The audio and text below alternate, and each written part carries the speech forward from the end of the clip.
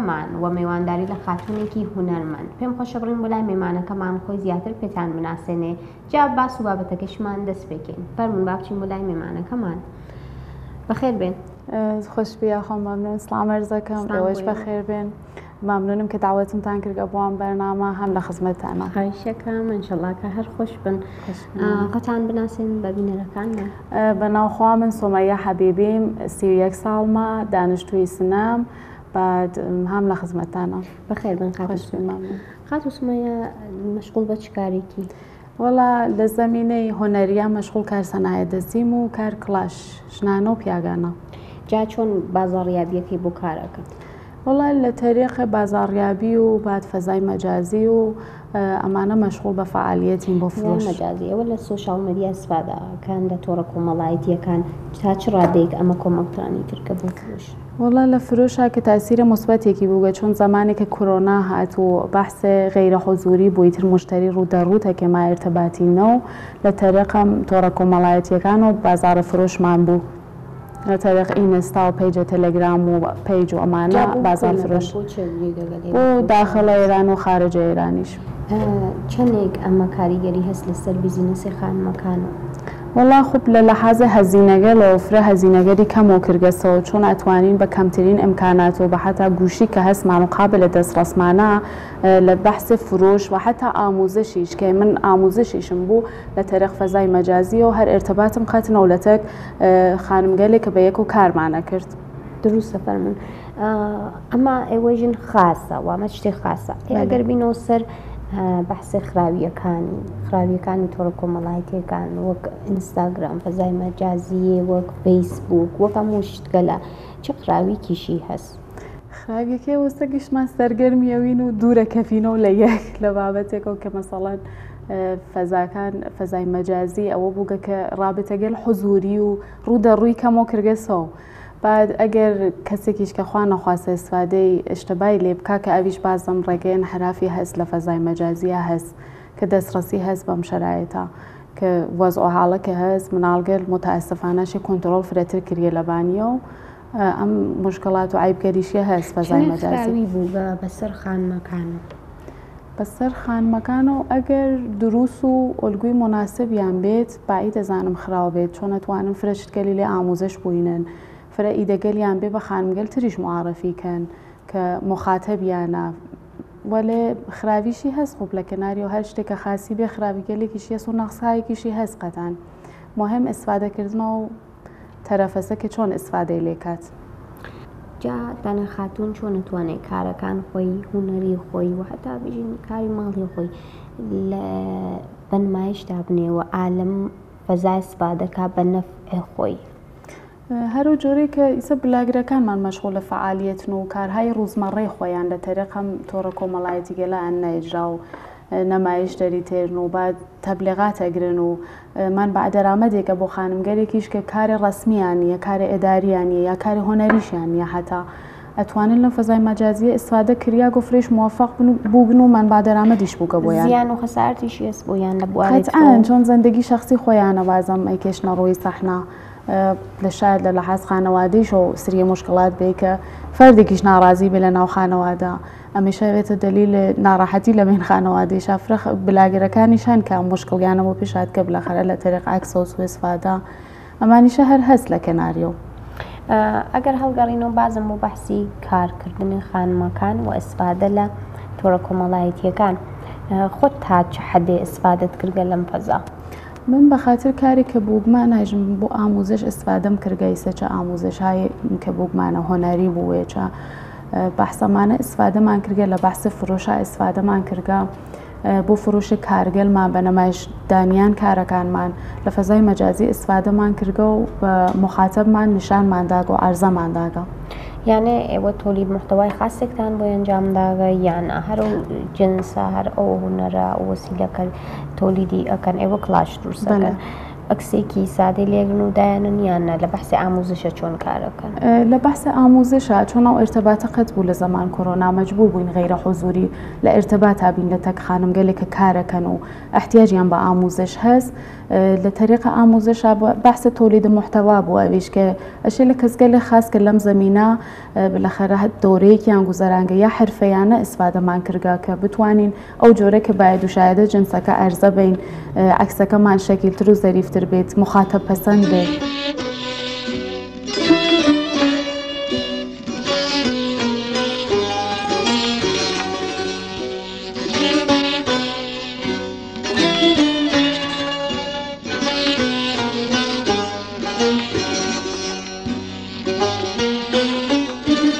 تۆڕە کۆمەڵایەتیەکان پانتایەکی گەورەی لە ژیانی تاکەکانی کۆمەڵگا داگیر کردووە.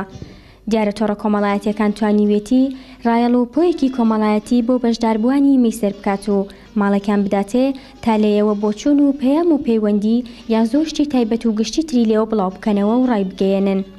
سەکۆیەکی بەخشیەوە بە هەر کەسێک چۆن دەیهەوێت لە واڵەکەی خۆی کەڵک وەربگرێت و ئەو ئازادیەشی پێبەخشیوە کە لە سەروی کۆنتڕۆڵەوەیە. لەوە ژواوەتر هەر هەواڵ و ڕوودا و زانیاریەک ڕاست بنیان هەڵا لە چرکە ساتێکدا بە سەدان میلیۆن کەس بگات. لە دنیای ئەم سەردەمەدا ئەم تۆڕە کۆمەڵایەتیانە و ئامێرە زیرەکەکان ڕووی پێشڕەویەکی گەورە لە زەمینەی زانست و پەیوەندیەکاندا دەخاتە ڕوو. دیارە سوودمەندی یەکەم لەم تۆڕانە بە پلەی یەکەم کۆمپانیەکان و خاوەن ئەو تۆڕانن، بەڵام ئەو ڕاستیەدا ناپۆشێت کە بەشداربووانیش بە شێوازی جۆراوجۆر سوودمەند لەو فەزایە دەبن کە تۆڕەکە خستویانەتە بەردەست. تا ئێرە دیوێکی دنیای تەکنۆلۆژیا و ئەلکترۆنی و پێشڕەوی ئامێرە زیرەکەکانە کە قابیلی کەڵک وەرگرتن و فێربوونن. دیوی دووەمی ئەم تۆڕانە کاریگەریە سلبێکەیەتی، کاریگەریەک کە هێشتا دەرمانێک بۆ ساڕێژکردن و چارەسەری نەدۆزراوەتەوە. ئەگەر پێشتر و لە دەستوری زۆربەی وڵاتە ناودێرکراوەکان بە دموکراسیدا پاراستنی حرەمی شەخسی و پشکنین و چوونە ناووردەکاری ژیانی تایبەتی کەسەکان ڕێگە پێدراو نەبوو، ئەوە ئێستا تۆڕە کۆمەڵایەتیەکان بۆ داگرتنی زۆر بەرنامە لە کۆمپیوتەردا یان لە ئامێرە زیرەکەکاندا ناچار بەدانی زانیاری تاکە کەسی دەکات. لە شوێنی نیشتە جێبوونەوە بۆ ساڵ و شوێنی لەدایک بوون و پیشە و زانیاری لەسەر هاوڕێکانت و شوێنی وێنەگرتن و کاتی گەشت و سەفەر لە بەردەستی کۆمپانیادان و ماڵێکی فەردیت هەیە و زانیاری فەردیت کۆنتڕۆڵ کراوە و دەرگا و پەنجەرەی ماڵە تایبەتەکەت بەڕووی ئەوەندا کراوەتەوە.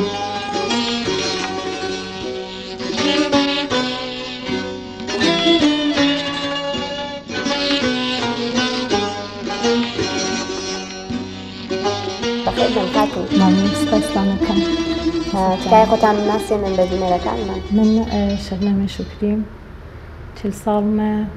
متولد شهر سان باو نوسود، أصلت مهرامية، ساكنة سلندجم، بمدة 20 سال، کار نقاشی انجامم. بەخێر بن خانم شکری. ئێوە خاتونێک هونەرمەندن.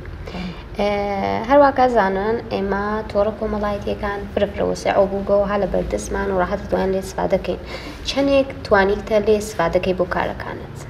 وەڵا من قبلا کە فرە استفادەم نەکرد، تقریبا پێجم بوو، استفادە شخصی بوو بە فامیل و ڕەفیق و ئاشنای خۆم بوو کە لە دورانی کۆرۆنا من کە 100% وەختەکەم لە ناو ئینستا ناو فەزای مەجازی بوو، وەختمان نەهەچوو هەناو ماڵا بووین، بە شوێن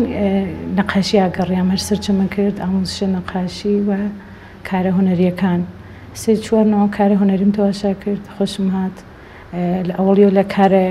تابلۆ مدرنەکانەوە شروعم کرد، فێر بووم هەر لە ڕووی ئامۆزشە مەجازی چەند نمونەیەکیشم ئەنجامدا. یعنی ئامۆزشی مەجازیشتان نه بۆ سوورەتەکە بچم مەجموعە بسێنم ئامۆزشیە ئەوانە نه، هەر خۆم شتێکم ئەبینی ئەمزانی مثلەمە چۆن دروست وکەوە چه مەتریاڵی استفادە وکە ناو کارەکە. ئەیتر کەم کەم فرۆشم بوو، اتفاقا لە تابلۆ مدرنەکانە فرۆشم بوو، کەم کەم چوومە بە شوێن کاری چهرە، ئەویش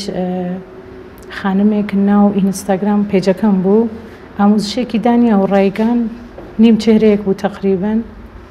0 تا 100 کارەکەی بە مدەت 1 هەفتە یا 2 هەفتە و شتێدانیا و ڕۆژانە نیم ساعت کاریدانیا بۆ من ناو پێجەکەیانیش مەدادێک و لەوازمێکی فرستاد و ئبتدایی سند و شڕم کردکە کارەکەم ئەنجامدا و خوشبەختانە خاص و بەدڵ خۆم بوو. خۆ چۆن بوو کە تەسمیمتان کرد کە بە تۆری کامڵەن لە فەزای مەجازی استفادەکەن بۆ کارەکانتان؟ من هر قبلنيش للذهن ما بو يعني لزماني كفيسبوكيش بو هر تصميم بو كلفزاي مجازي بخاطر نشانداني كاري هنري استفاده كم او وقتك ما نبو كفروش بيتي يا آموزش بي ما نبو ولي هر حزم ما كرد كاري انجام بم تشتيك بابي طلي جامعي امرو بي كاري اجتماعي بيت ونشان بن جن بيت اري كاركم بو بصورة نشان بم ومخاطبيني خوي بياكم كل آيندو بتانم لو هنره فعاليتم بيت هر زمینه کم بو تقریبا که مثل لدوران کرونا قوی بو او ذهنیتنا مغز ما هر بشوینیا قریام هر بشوین کار هنری قریام هر چی بو ولی خوب فرتری اوی که قوی بو نقاشی بو شو کم کادوی ادا پم فولشتکی ادا من امبرد امدابه مداد امدابه پاکون کاغذ مقواش دانی که لازم بو تراحی حتى دزدكي نقاشي ما كيشا كبتانم پیشرفت كم لكاركي خوما چون كيشات انا نو فاز فزاي مجازي يعني چون بوكا ايتر كامل تصميمت كرد كمن ام كاري ايتر اتوانم مدام بم وكو بيزنسي لاستفاده كم درست من چن نمونه كار من جام دا بعنوان مثلا نمونه شخصيتي خانندكان هنرمند ورزشکار چندان نمونه کار من جام دا چهره‌کانم کێشا فرە طرفداری بوو فرە خۆشیان هات ڕفیقەکانم کەس نزیکەکانم هاتن وتیان سفارش قبولکە هەر خۆیان سفارشیاندا پێم ڕفیقەکانم کار مناڵەکانی من جام دا چەندان نمونە کارم من جام دا قشنگ و کارەکە دیم کە ئەتانم بچمە ناو ئەم فعالیەتکەم یعنی فیدبەکی خاصی داوە بێتە بەڵێ جوابی کرد ئەتر منیش ڕۆم کرد و چون کارەکەم دڵی بوو بە دڵ خۆم فرە علاقەم بوو لە کارەکانم فیلمەمە کرد ڤیدیۆم دروستە کرد بە ئاهەنگەهایی کە مخاتەبی هەست خۆشیان تێ و جەزبەوێ بێ یعنی تۆلیدی محتەوایشو کردە بۆ کارەکە بەڵێ و ئەمە چەندێک ئەتوانێ مهم بێ لە بازاڕیابی لە فەزای مەجازی بۆ خاتوونێک بەڵێ وڵا تەسیری فرست ئەلان من کە خۆم مەسەڵەن گەرەکم بێ بچم نەقاشیە سفارش بم حەز ناکەمەوە نەقاشیەک چێرەیەکی خوشک و خاڵی تحویڵ بگرم بدونە هیچ هەیەجاناتێک کەسێک کە هات سفارشێکی ئەدا من مەراحلی کارەکانم لە ئەستوریدانە لە قسمت چاوی لە قسمت مووی بە ئاهەنگێکی مورد علاقەی خۆیان یام خۆم یا شتێکە جامعە خۆشیە هات ئاهەنگە فۆلکلۆر بێ یا موسیقی ڕەپ ئەمانە کارەکانم نمایشەداوە ئەو هەیەجاناتی کە ئەدا بە ئەو مشتریەکە کارەکەی خەریکە ئەنجامەوە ئەبینێ لە حسە بەلاسەکە ئەبینێ و لە ئاخرۆ ڤیدیۆی کامڵ لە مراحل کارەکانم ئەنجامە ئەم هەنارد بۆ ئەو کەسەکە نەقاشیەکەی سفارشداگەکە یا بۆ کەسێک کە خۆشەویستیە یا بۆ مناڵەکەی بێ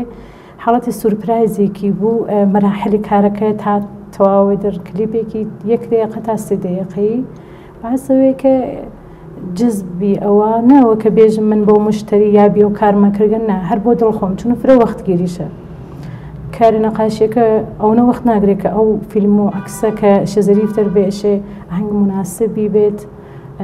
جەم و جۆر بێ شتێکە مخاتب پەسەند بێت جا ئەمە چۆن ئەتوانێت ئێوە تایمی فرێ بۆ دانم بۆ تۆلیدی محتەوا بە سەختی فرێ هەست خۆتانجن وەکو ئەوەی کە هونەرەکە ئەنجام ئەم بازمەشێ تامیش بۆ ئەمەدا بنم ئەمە چەندێک بووگە باعیسەوە ئێوە لە تمەیش بووینن ئایا لە تمەیگی بووگە بۆتان و چۆن وەختگیرە دروستە لە تمەی ئانچنانی کەناوەلی خۆب ئەنەرژی فراکرێت وەخت فراگرێت لە گوشیەکەت ئەکسەشی فرە بگرم لە مراحل کارەکان ئەشی زوو گوشیەکەم خاڵی کەم ئەکس فرس نازانم پوشێشێ انتقال بەمەمانە وەختێ لە کارەکان ڕۆژانە مەگرێت حداقل ساعتە 2 ساعتەشە دانیشم دروستی کەمەتەرەش ویرایشی کەمەوە ویدیۆمانە خۆی وەختە گرێ وەلێ خۆ بازم کە من بەخاتر مشتریەکەم احترامێکە هەسم بۆی و لەزت بووە لە کارەکەی کە ئەنجامیان بۆی سەختیەکانیشی قبوڵەکە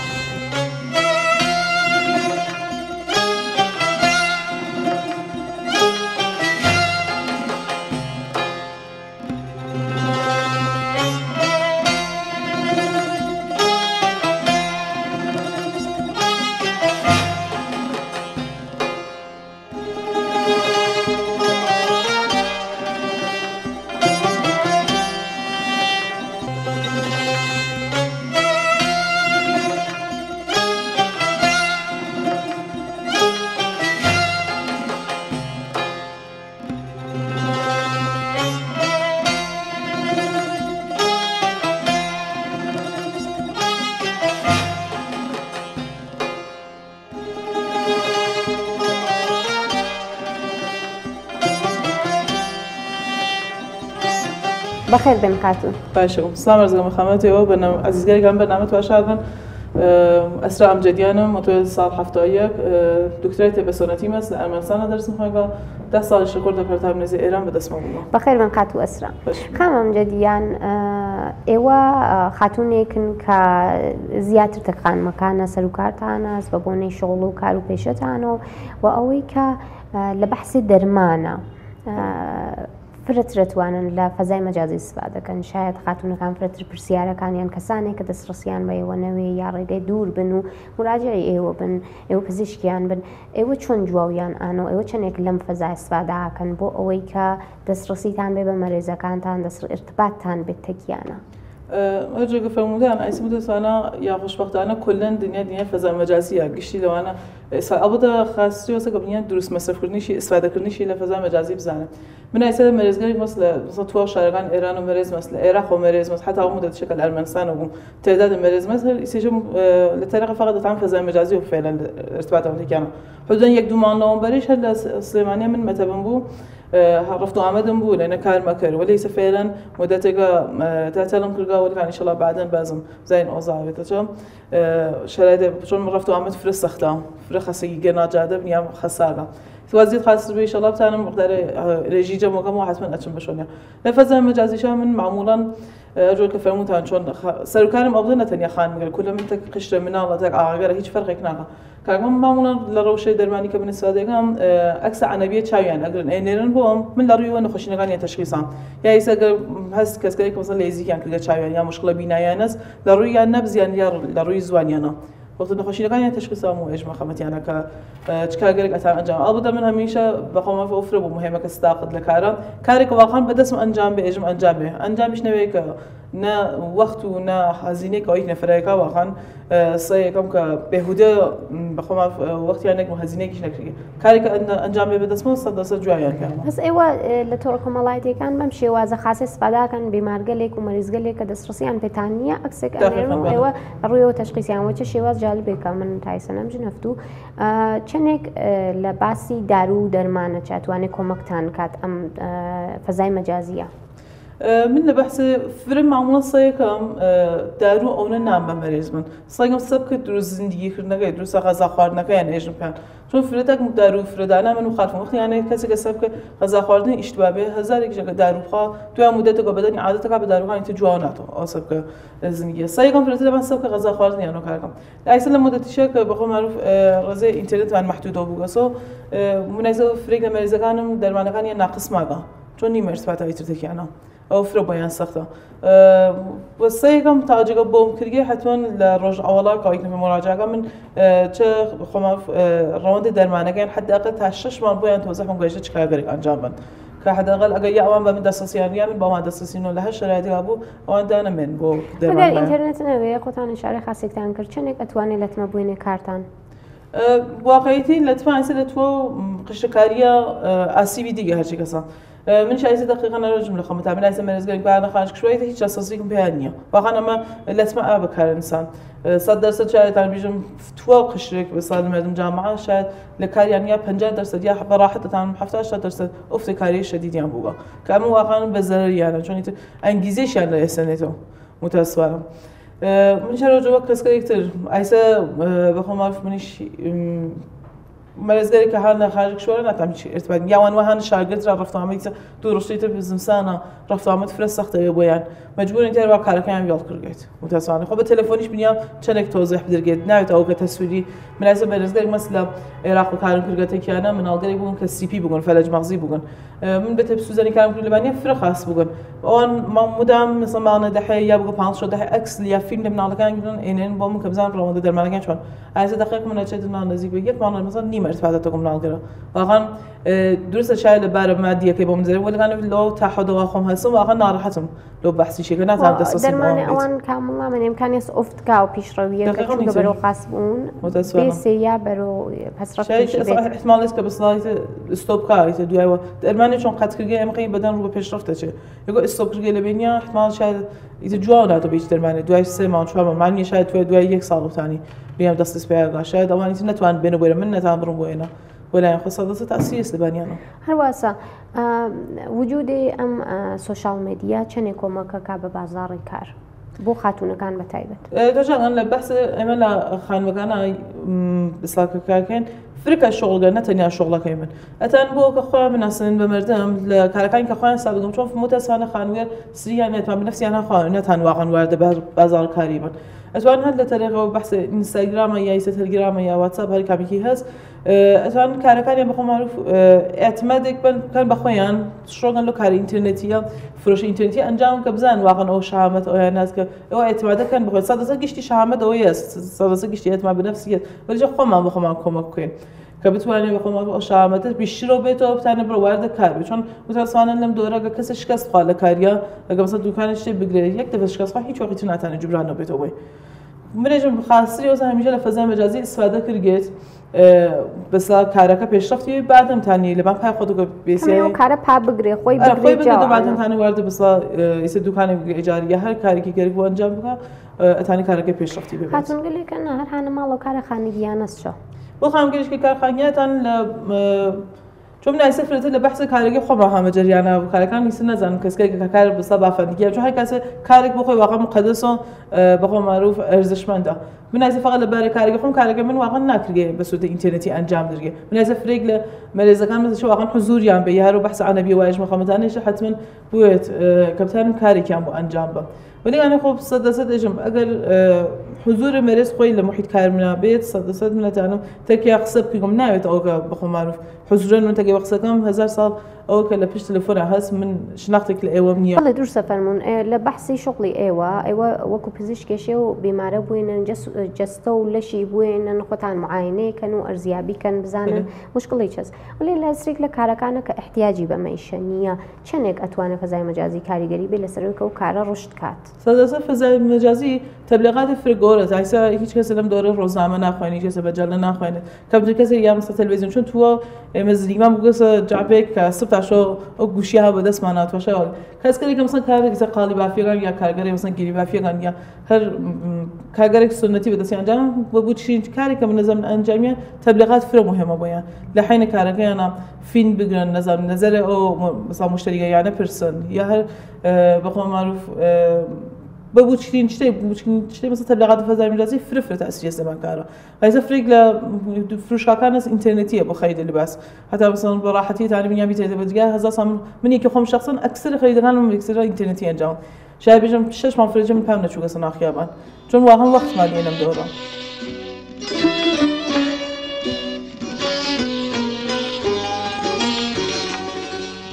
یەکێکی دیکە لە زیانەکانی تۆڕە کۆمەڵایەتیەکان دزین و بردننی کاتێکی ئەکجار زۆربەی هەرە زۆری بەشداربووانی تۆڕەکانە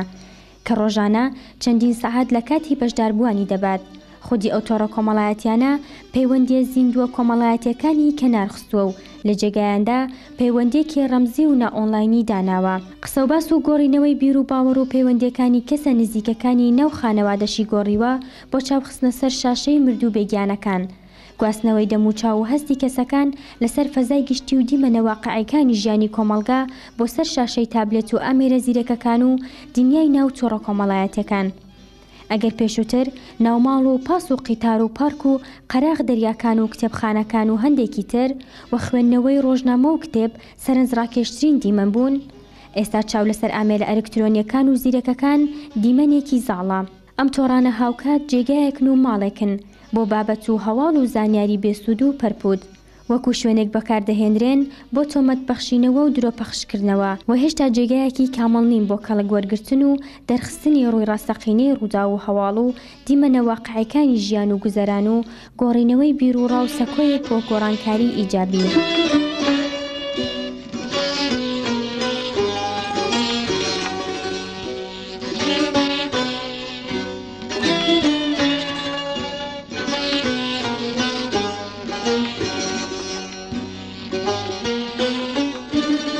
بینەوە سەر باسی زەرەر و زیانی تۆڕی کۆمەڵایەتیەکان چه ئەتوانێت چه خەسارەتێک وارد کات چه زەرەر و زیانێکی بێت بۆ ئەو کەسەی کە کاری ئینتەرنێتی ئەکات و فرۆشی ئینتەرنێتی هەست بەس ئەوەی کە خەری دەکرێ ئەو تەرەفە مقابڵە کام خەریدە ئەنجامەدا چۆن غەیرە حوزوریە جنسی کالاکە نازانێ بعد ڕەنگی ئەو عکسەکە ئەیگرن شاید فەرقی بێ لە تەکەوەی کە لە واقعیەتا هەست بعد سایزێ لە باسیە سایزێ کەوش کە ئێمە کار کەوش ئەنجامەدەین لە واقعیەتە شاید مەسڵەن تەحویڵی کرد ئەوە نەوێت ئەشم ئەتەمادە متەقابڵە بێ کە بەرگەشتی بێت یا ئەوەز کردێ کاوەی زەرەری نەوێ بۆ مخاتە بوو بۆ ئەو کەسێک کە خەریدەکەی ئەنجامەدات. ئێوە ئەشێ اعتمادسازی بکەن ئەمە اعتمادسازی چۆن پێشتێ ئەو کەسگەلێک کە حوزوری لامانەوە خەریدیان کردەوە و قبلەن هاوکاریان بووگە لە تەکمانە لە تەرەف کامنتەکانی کە دایانن لە ژێر پۆستەکانە ئەم احتمادە تقریبان بە وجود تێرن کە تەرەف توانێ ڕاحەت خەرید کا بە لامانەوە. ئێوە لەو مەحسوول خۆتانە نمونەیەکە نێرن بۆ بلاگرێک کەسێکە پێیجی قەوی هەست و ئەیناسن لێ سپاداکە و ڕزایەتەکەی خۆی ئەویش نیشان ئات لە ناو فەزای مەجازی و باستابەکەی ئەگرن دوورسە بەڵێ ئەویش تۆسیاکە بە مخاتبینی کە ئەم جنسی هاوڕگە استفادەی کردگە حساس ڕزایەتی هەست لێ و ئەم اعتمادە بە وجود تێرێ کە ئەوانیش خەریدکەن بەلای ئێمە لەم مەحسوڵێمە ئیسفادەکەن. ئەم بەحسا لە هەرچی پەیجە و لە کولێ فەزای مەجازیە هەست یانە ئێوە خۆتانە مەتاندانیاگە کە گەر مشتری ڕازینەوە بیتێتەوە بینێرێتەوە بۆتان. وەڵام من کە خۆمە و کارمە ئەنجام داگەگەر ئەحساس ناڕزایەتی بوو ئیسە لە ڕەنگە لە سایزە ئەسەن لە تەرحا خۆشی نەهات لەو تەرحات توانێ بەرگەشتی باتەوە بە ئێمە ئەوەزیکەین ئەو شتێکە خاهانیە چۆن ئەویش ئەو ئەحساسە ڕزایەتیە بێ لەو خەریدەکە هەسی ئەم ئەحساسە ڕزایەتەشی متەقابڵ بێ کە منیش زەحمەتێکە کێشم ئەویش بتوانێت لێ ئیسفادە کات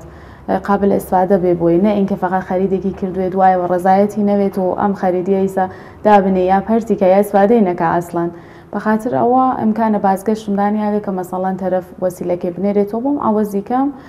بە هەر نەحوێکە خۆی حەزەکات با تاقدیمیکە جاگەر ئەمە شتە نەوێت ئەمەی کە ئێوە کار خاصێکتان کردگە بێتە باعثەوەی کە مشتری زەدە بێەوەی تر ئیتمینانی کامڵ لەبێن بچێت لە خەریدگە لە ئینتەرنێتیە لە باسی فرۆشی و فەزای مەجازیە یانێ ئەم ڕیسکیشمان هەست لە تۆڕە کۆمەڵایەتیەکان خانمەکان چەندێک باتەوەجۆ بەوەی کەیسە تۆڕە کۆمەڵایەتیەکان پرگوستەردەست وەرشیشتا لە بەردەستیانە چەندێتانێکیانە خۆیان پیشڕەفت بن لەم تەرێخۆ. فرێ لە خانمەکان پێیجهای موفقیانەسیانێ هەم لە بەحسێ تەبلیغاتە هەم لە بەحسە ئاموزشیە کامان استفادەیان کردگە لەم بەستەرسازیە کە کریاگە و موفق بووبن تقریبا. لە بواری دەرونیەوە چەندێک کاریگەری هەست بەسەر خانمەکانەوە. متاسفانە مشکلاتە خاصە خۆشی بووگە سریەکی کە ئیتر فقط تەزاهۆرە بەم زندگیگە لێ ئانچەنانی کە هەست لە ناو فەزای مەجازیە ئەم خانمگەلەکەوە نەمایشیان کە واقعیەتی نییە. ئەم مشکلاتیشیە بووگە لە لەحاظە ڕۆحی ڕەوانی و چشم و هەمچەشمی وامانە کە فرە بووگە سەوبازم بەخاتر فەزای مەجازی کە من حەزەکەم وەک فڵان بلاگەر لە باسکەمە بەرم کە ئەمکانی نەوێ بم بێتە بەحسە داواوەمانە لە ماڵا بێتە سریە مشکلات ئەم خراویگەلیشیە بووگە متاسفانە. جا ئەمە ئەم خراوی گەلا خۆتان ئەژنەوێتە باعثی باس و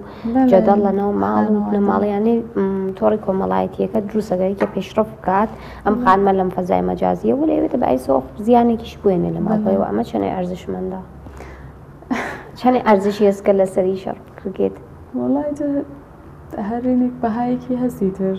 ئەمیش بە خاترەوەی کە پیشرەفکاشێ بەهایەک بات بعد ئیسەی کە ئەچێ بۆ دە مثبەتەکانی لە نەزەرا بگرین تەنها ئەوە نەوێ کە زندگی ئانچەنانی کە هەست و بە پشتە دووربینەوە ئەیەنە نیشان هەرەوە لە نەزەرا بگرین ئەشێ بۆ دە مثبەتەکانیشی لە نەزەرا بگرین. دروستە بۆ دە مثبەتەکانی فرەترە یا منفیەکانی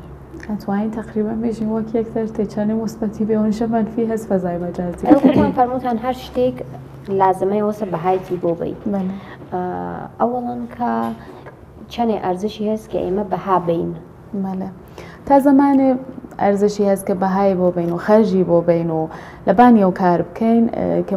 منجەر بە پیشرەفت بێ منجەر بە باستابێ مثبەتی بێ لە ناو جامعە کە من مەحسوڵەکەم باستابێ مثبەتی بێ فرۆشی بێت تەبلیغاتی خاصی بۆ ئەنجام بەم وەلێ لە زمانێکا کە بێتە مشکڵ و وەختم فرە بگرێت و لە خانەوادە دوورۆ کەفمۆمانە بازم بە نەزەر من ئەو نە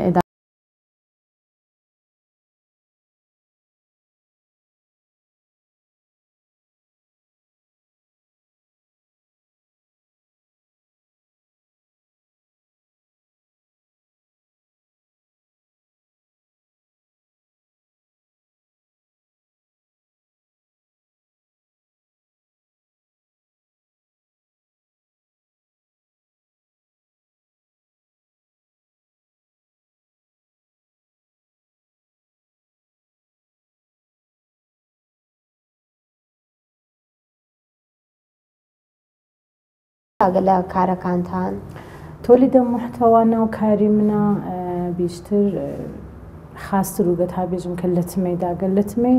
بێژن ناو لە تمە کە چۆن ئەتوانین بێژین شتێکە تۆ دایەنی وەکو نمونەی کاری ئەتوانێت فیدبەکی خراویشی بێ بەجێەوەی کە تۆ بازاڕیابیت بۆ بکاوە مشتریت بۆ جەزبکە نەتیجە معکوست بێتەوە نەتیجە معکوسی کە نیە ناو بازاریابی و فرۆشەکەی منە بیشتر بۆ ئەگرێتەوە بە خۆم شخصی خۆم ئەنەرژی ئەگرێ لە خۆم لە وەخت و تایمەکەم وەلێ من بەخاتر کارەکەم و علاقەی کە خۆم هەسم حسی ناکەم کە بەعسوگە کارەکەم کون بچێتە بەرەوە یان مانە ئەم بێت یان نەتوانم دووارە بچمە سراغ کارەبادی نە اتفاقاً باسەوەیە کە من وەک پولێک فاصلەیەک تا کارە بعدی کەشڕەکەم استفادەکەم لەم تایمە هەرچنە سەختە ئەنرژی مەگرێ باسەوەی کە سەختتر و دێرتریش ئەچمە شوێن کارەکەم وەلی باسەوەیەک فاصلەیەک کەفێ بینی دوودانە کار کە دووارە خۆم جەمەکەم و زێنم جەمکەمە دوایەوە کەپتانم کارە بعدیم شروعەکەم وەلی تۆلیدە محتەوا باسەوەی کە مخاتەبم پای کارەکەم دانیشێ وەختەکەی کە من دقیقەیە 2 دقیقە 3 دقیقە لە وەختەکەی یەگرم بۆی ئەرزشمەند بێت شتێنەوەیکەوا بێژە من ئەلان هاتمە ناو پێیجەم هونەرمەندەوە هاتم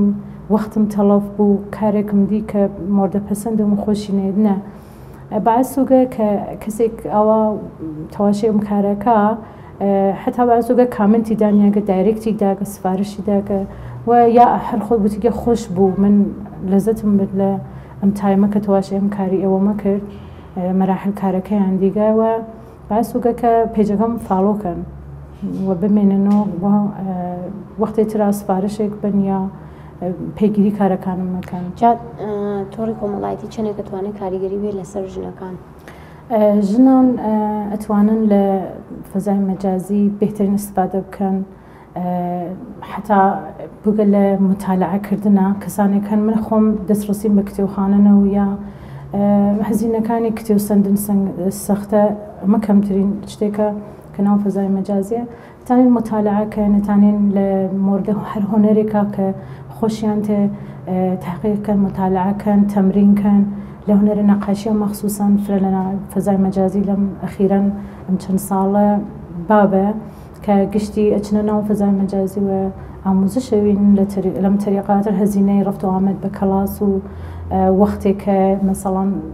لەو ساعتە کە ئەو وەختەدانن بۆ ئاموزش تۆ ناتوانێت بچی ولی لە فەزای مەجازی ڕاحەت هەلە بەردەستام گوشی و قابلە دەستڕەسە هیچ گونە مەحدودیەتێکی نییە تانن استفادەکەن ویا پێیجێکدا بنن هۆنەرێکە خۆیان هەستیان و بەخاترە ئەدەمێ نەبوونێ سەرمایەیەک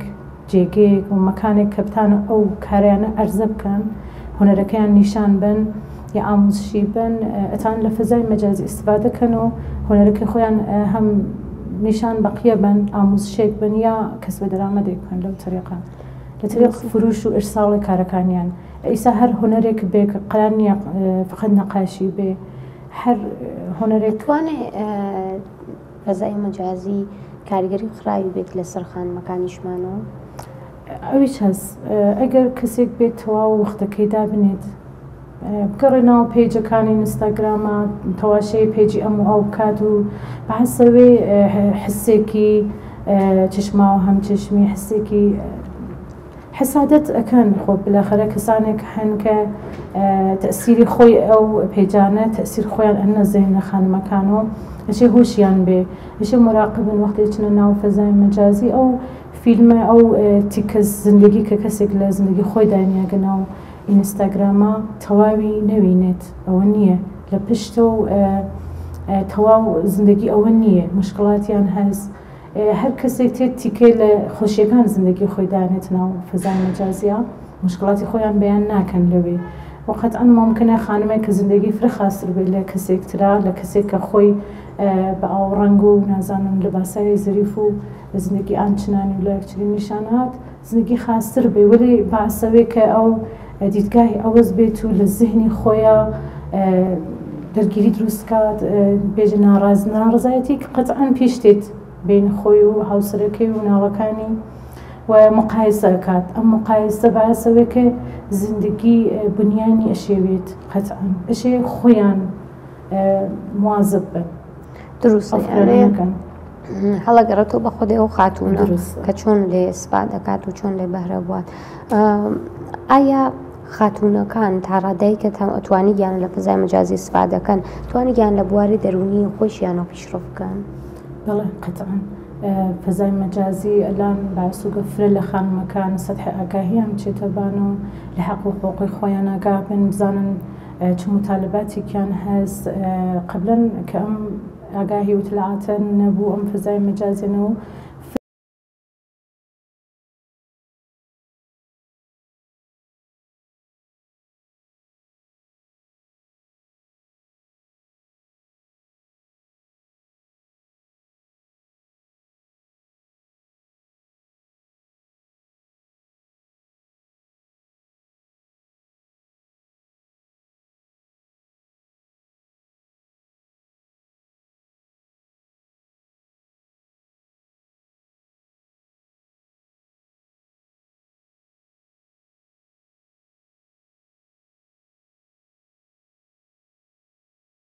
بێت. تۆ چەند بەحث ئیسفادە لە فەزای مەجازی بە ئینسان خۆی کەفوەکە چۆن لێ ئیسفادەکە منێکە بۆ ئیشغاڵی ئیسفادەکە مەتانمەوە کنترۆڵم بێ لەبان بەحثێ ئەو سێرچکردنمە لە ناو فەزای مەجازیە کە بتانم چەندێک کنترۆل چەندێک وەختا بنم کە لەبانەوە کارمە ئەتانی بە نامڕزی من لە توو ڕۆژگە چەندێک خەریک بەخۆمال کارگەر ئینتەرنێتی بم چەندێکان بە کارگەر ڕۆژمەڕەی خۆما بگەن ئەوانە گشتیا بەدەست خۆمانە متاسفانە لەم دۆرە خانوادەکان گەورەترین ئیشتباهیان لە زەمن ئەوەسە کە زوو گوشیانە دەست مناڵیانە زووش ئینتەرنێت بازەکەن بۆ مناڵیان کە لە سن خواتر ناڵن ئەو مناڵە شوورهەیەجانی مناڵی خۆی بێت و زوو واردە فەزای مەجازیە فرە کار ئیشتباهیەکە بنەزەرنەوە هر کەسێکیش خۆ بەرحاڵ سەدەسەد ئەتانێت وەختیانە منم گوشیەکمە دەستمەوە ئەتانم بە بهترین نحو ئەحسن لە ئیسفادەکەمەتان بە بەترین نحو ئەحسن لیش ئینسان ئیسفادەکە بە شخص خۆد ئینسان کەفەکە چەندێک بتانێت بەخۆمە ئەو مەحدودگەرە ڕایەت کات. دروستە فەرموون. جا ئەم فەرەنگسازیە چۆنەشی ئەنجام بدرێت؟ بەحث فەرەنگسازی ئەمە هەر شتێکە بەخۆمە لە جامعە ئایسە چۆن بەحثمان لە مۆردە بەحث فەزای مەجازی هەست بۆتیان ئێمە شخصم دانیشین هەر شتێکە سێرچکردنە ئینتەرنێتە ئێمە ئەتانێ بەخۆ معروف ئەتانین دەسترسی بە هەر نۆ سایتێکمان بێت. ئیشت لە ناو ماڵا بنیام لە خانەوادەیە ئاموزش ببینێت بنەزەر من حتا لە فەزای نەتەنیا خانەوادە مەدرسە مناڵ وەختیانێ ئێمە تا ساڵ تقریبا تا 18 ساڵگیمان هاینە محیطی هەم ئاموزشیە هەم لە محیطی خانەوادە 50% هەڵگرت بۆ خانەوادە 50% بۆ محیط ئاموزشی ئیشە ئەوان ئاموزش بدرگێمانە لە مەدرسە لە دانشگا کە ئێمە چەندێک ئەتانین لە بەحثی ئیشە لە مناڵی ئەمانە فەرهەنگسازی بێ ناو خانەوادەکانە کە حداقل مناڵە هەیسە من فرێمەوە خانەوادە گەرز کە مناڵەکان تێمەنە بیش فعالن یەکسەر سب تا شەو گوشیا بەدەستیانە خەیگە مناڵەکان کایەگەرێک جانی ئەنجامان یا کایەگەرێک فۆقڵات هەیەجان یابانە ئەو مناڵە نەخەوێ ئارامی هەست حتا فرمەوەات بووکە کە مناڵەکان دووچارە بەخۆمە ئێمە خۆمانژی مێدا ناپلوچاوە بێت وەختەشەوە ئەمەرگیش هین ئەو تو ڕۆژەکە ئیسفادەی ئیشتبات نزەمن لە فەزای مەجازیە خانمەکانیش تا ڕادەیەک فرەخەریکن لێ ئیسفادەکەن ئەمە ئەتوانێت چێنێ تەسیر منفی بێ بە مل ژیاندانی خاتوون ئەسڵەن تەفەکوری عەوەزکات چەندێک تەفەکوری عەوەزەکات دۆشەکەن لە ناو فەزای مەجازیە زندگی واقعی هیچ کەسێک هیچ وەخت نیشان نات متاسفانە طرف حەزەکە هەمیشە لە بەچاو دیگرانە خۆی بە بهترین نحو ئەحسن نیشان بە ئەمە هەست بەخۆ معروف ئەیسا لە ناو فەزای مەجازی ئەمە تەوەلودگەرێک کە ئێگرن نازانم ساڵگە ئەزواج نازانم ئەوەختە بەرنامێ بەخۆ معروف جهیزیە بردن کەسێک یا هەر شتێک حتا من دیمە طرف ئەگەر یەک وعدی غەزای خۆی دانە ناو ئینستاگرامە لە فەزای مەجازی ئەو ڕۆژە ناوێتەوە بۆی کە بنەزەر منەوە کار فرە ئیشتباس ئێمە من خۆم شخصان هیچ وەخت لە زندگیما هیچ وەخت لە زندگیما حتا یەک بار عەکس غەزای خۆم نەگرگە چۆن بنەزەر من ئیشتباس فرە ئیشتباس شاید هەرەوە بەحسە کارکردگە ئەم فەزای مەجازیە فرە اختلاف وجود هەیە ناو خانەوادەکانە وەختیانێت تۆ شرایطە زندگی ئێوە لە شرایطە زندگی من خاصتر بێ من حەسرەت بۆ زندگی هەموو باعث ئەو حەسرەتە منێک کەلیشێکم ها ماڵ باوکمە فشار بێنم بۆ دایک و باوکم کە فێنە بەخۆمە کەلیشکێک کە دەستی نییە کیفان خۆیان دایک باوکەی مەجبورگا بە ئەو کە دەرامەدێک پوڵی فرەتر بنە اختیاری وەختیان پوڵی فرەتر بنگێت اختیارەوە مناڵە احتمال فرێز کە ئیشتبا لە ئیسفادە بکات یا هەر فەرق ناکە خانگەرێک کە من بوومە دیگمە واقعاً کەسکەرێک بووگن کە لە ناو زندگی مشترەکیانە ئەو نە فشاریانەوەگە چون قەرزیان هەکرگا کە بۆ گاچە خۆیان زندگیەکەیان خاص نیشان بدە بەچاو مردوە خۆیان همه چی سەمام نیشان بن باوەڕکە بووگا حتا ئەو نە قەرزیان ئاوەرگا لەژێر قەرزەکانیانە ماگنەسەوە بە چ نەتیجەیەک بە چ بۆنەیەکەم کاراکەن کە بۆگە ئەکسری فیلمێک شتێگەن لە فەزای مەجازی ئەگرن لە سەرزوغاز زندگیانە مردم بێژن چەندێک خۆشبەختن و خانەوادە که بنظر من فرش بس يعني اكيد ان هذا خانواده ازاني که واقعا تاخر خلانه قرزه که اصلا حتى لو اختي او شيء حساب بانيان فاشاكي او جرك خوين نمبرد ما نشانان 50000 فرس لباني الحساب انا نبي يا مش همیشه او حد بيت ك بنظر من محتاج بكسك نبيس لازم ده هیچ وقتش نبي او نخوت لنمبرد ما بخيده برچاوا من هسم تشتيكم هسه زيما بخو مثلا ايوه كشتيك تاز زنيه بو زنيه خدان اما تشتيك نيه كربتي با مو بخو من جايك ما بي نشاني بام يا خم هالكش من جامعه من اجابون وين دكتور من حدا فريق بوخه بقول لنا فزاي كريم لنا فزاي زنيه اجنتو وقت دكتورك ناقري من لو حدا قال خم احساس ارام شي بكم هیچ وقت نخوام فرام برنت شو وقت بنيام كفر كسكتر لازم نيا من فرخم بس حال كيشنو بشاك كسك ازاي چون بخم زحمت گشا یک عمل زحمت گشا حاضر چون بوغم سختی که بو کشا گذاشتم بخم بو آینده خم دلیل کی نیا که من بخم اگه خوشی به نازنگی خواهم بگشتی نشانی بام اما واقعا باعث حتى فريق لمن على كان چون من بو تقريبا 2 سالان بر معلم گريكم بو كل دوران دبيرستانم استشاره مرتبطاتي يعني چند دفعه چون مدرسه بودن تك من على كان قسم كر مشاوره مع ادابي انا هر دبونت بسلا پیشرفت قسمه چون من تقريبا 7 سالان به لكورسانم چون میخوام معلولیت جسمی حرکتی مز بو من algın معلول گرده همایم دانيا يعني تو فر راحت جي ولا من واقعا فر راحت نكيكم بير فر سختين كش هذا زنيكم ولا لزوم كينيه كمن ايس او خوشي خوما اگر مسافره دارم اگر من دو وعده غزا مس خاص بوم لازم نيه من اوج تلفزه مجازيه ابنو ايش دیگران زحمت کشم گیم بود چه دای انا اصلا اما اشتباس فر اشتباس كحاله بشتم كارا فريكي حزك عم اشتدابنت وخوي نشان بات فرق اشتباس بكارتوش اگر فرق كاس كمان متاسفانه شاید ما ندح فينا تاع گوشت بيت السرسفري انا من حتى انا اسم بالك شاید ما ندح فيك ما امريش نتان بخون ام كارو واقعا اشتباس من زمن اعتقادات مذهبيه كسب بخير بتيس ولا واقعا امام مؤاخذه او یک نفر امين من زمن واقعا كارماس من اگر كارگري كانجامي ام حسرت یک انا منال بو یک وعده غزام که خم شاید اهی حال کشی صد سا اهم من الله روزی بخوام ارو دامنگیره من به متوجه منظورم به نظر من هر خوشی خم بیا من فضا بس خم انا کافی لازم نیه اون به اشتراک دهیم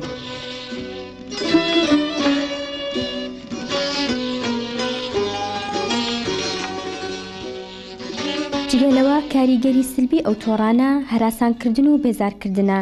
بێزارکردنی ژنان و هەراسانکردنیان لە کۆمەڵگانەریتیەکانی وەکو ئێمەدا هێندە ئاشکرایە کە زۆربەی ژنان و کچان ناچار کراون بە ناوی وەهمی و وێنەی ترەوە بەشداری ناوتۆڕەکان بن کە ئەوە بۆ ئەو ژنانەی کە وەک بزنس تۆڕە کۆمەڵایەتەکان بەکاردێنن زۆر گونجاو نییە و جگە لە بزنس کۆمەڵێک ژنی نووسەر و وەرجێڕ و هونەرمەند کە دەیان هەبێت جواڵەکانیان بۆ زیاتر دەرخستن و نیشاندانی هونەرەکانیان بەکاربێنن تووشی هەراسانکردن دەبنەوە.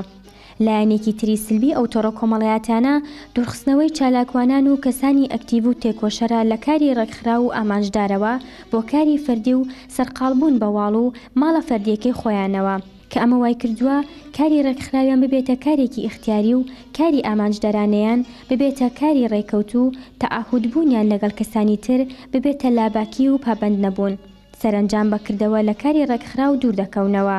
چه فەیسبوک و چتەڕە کۆمەڵایەتەکانی تر پێویستە بە ئاقارێکی تردا کەڵکیان لێوە بگیرێت و بەڕاستی ببنە سەکۆیەک کە پێچەوانەی ویستی کۆمپانیاکان و ئامانجەکانیان بێت. پێویستە ببنە شوێن و سەکۆیەک کە کاری ڕێکخرا و ئامانجدەرانە و تەعاهودی و بە کۆمەڵ بەبنەما وەربگیرێت ببێتە شوێنێک بۆ گۆڕینەوەی بیرروڕا و نەخشە داڕشتن و ببێتە جێگایەک بۆ جێڕانەوەی پەیوەندی زیندوو لەگەڵ یەکتری و حزوری و پەرەدان بە خۆشەویستی و ئینساندۆستی و بەرابەرخوازی.